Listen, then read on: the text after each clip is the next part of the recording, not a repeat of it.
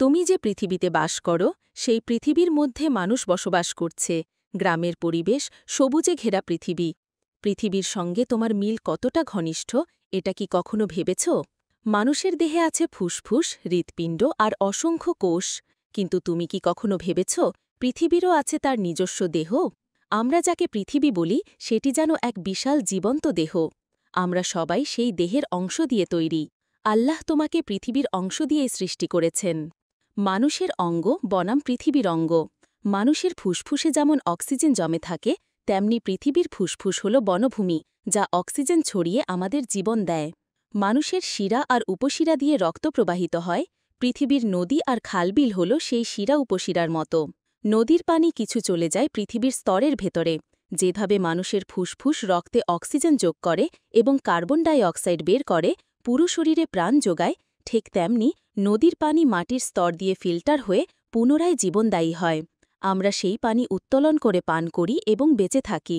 অতিরিক্ত পানি গড়িয়ে গিয়ে সাগরে জমা হয়। পৃথিবী তার বাড়তি জলধারা সাগরে পাঠিয়ে ভারসাম্য রক্ষা করে। মানুষের পাকস্থলী অংশ। মানুষের পাকস্থলী আছে যেখানে খাদ্য হজম হয়।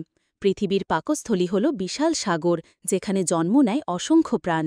আমরা মানুষ সূর্যের আলো থেকে সরাসরি বাঁচি না, কিন্তু পৃথিবীর গাছপালা সূর্যের আলো পায় আমাদের জন্য খাদ্য এবং অক্সিজেন তৈরি করতে। মানুষের শরীরে আছে অসংখ্য কোষ।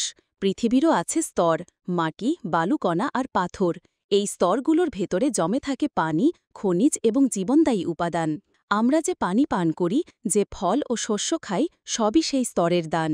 মহান আল্লাহ এগুলো তারই করুণা হিসেবে লুকিয়ে রেখেছেন। কোরআনে আল্লাহ তাআলা বলেছেন, আমি মানুষকে সৃষ্টি করেছি মাটির নির্যাস থেকে। সূরা আল মুমিনুন আয়াত 12। কিন্তু আজ পৃথিবী অসুস্থ। যেমন মানুষের শরীরে ভাইরাস ঢুকলে রোগ হয়, তেমনি পৃথিবীতে ঢুকেছে শিল্পের কালো ধোঁয়া, রাসায়নিক বর্জ্য এবং প্লাস্টিকের বিষ। গাছপালা শুকিয়ে যাচ্ছে, নদীনালা দূষিত হচ্ছে, মাটির ভেতরে ফাটল ধরছে।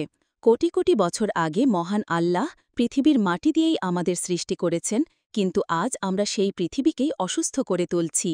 আমরা কলকারখানা বানিয়েছি উন্নত জীবনের জন্য, আরাম এবং সচ্ছলতার জন্য, কিন্তু এই সাময়িক সুবিধা পৃথিবীর ভারসাম্য নষ্ট করছে।